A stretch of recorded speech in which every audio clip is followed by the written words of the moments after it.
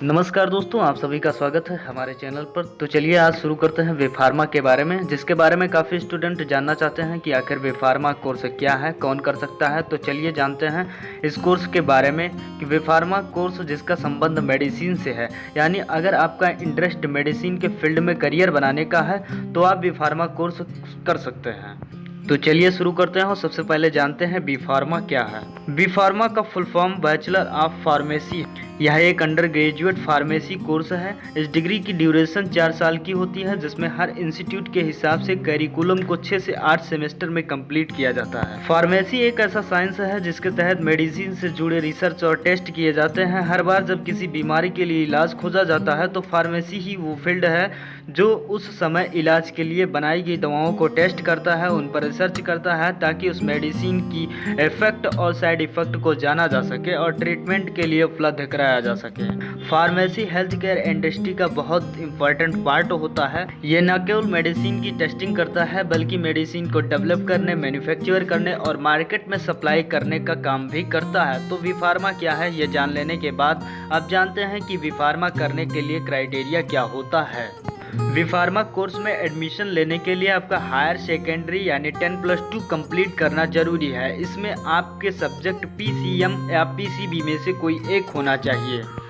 इसके अलावा जिस इंस्टीट्यूट या यूनिवर्सिटी से आप ये कोर्स करना चाहते हैं वहाँ एडमिशन मार्क का क्राइटेरिया भी अलग अलग होता है, जिसे आपको फॉलो करना होता है। तो अब आगे बात करते हैं एडमिशन प्रोसेस के बारे में। बहुत सी यूनिवर्सिटी बीफार्मा में एडमिशन के लिए एंट्रेंस टेस्ट ऑर्गेनाइज करती हैं, जिसके बाद group discussion, personal interview, counselling भी होती है। कुछ entrance test BHU B Pharma entrance test, MHT CET Maharashtra common entrance test, GPAT graduate pharmacy aptitude test, WBGEE West Bengal joint entrance examination.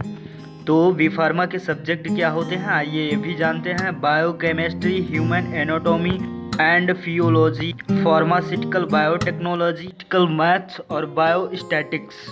इसी के साथ अब आगे जानते हैं इंडिया के कुछ बेहतरीन कॉलेज के बारे में जो बीफार्मा कोर्स उपलब्ध करवाते हैं। University of institute pharmaceutical science Chandigarh, institute of clinical technology Mumbai, Manipal college of pharmaceutical sciences Manipal, Jaipur national university JNU Jaipur, integral university IL Lucknow, IIT Varanasi university Noida, Bombay college of pharmacy Mumbai. तो बीफार्मा करने की अगर बात की जाए स्टूडेंट में स्किल की कौन कौन सी होनी चाहिए, तो वैसे तो हर स्टूडेंट का साफ माइंड होना और डिसिप्लिन होना ज़रूरी है, लेकिन बीफार्मा थ्योरी के साथ साथ प्रैक्टिकल कोर्स भी है जिसमें रिसर्च वर्क काफ़ी सारा होता है। तो ऐसे में स्टूडेंट को मेडिसिन और साइंटिफिक में इंटरेस्ट और अंडरस्टैंडिंग होनी चाहिए।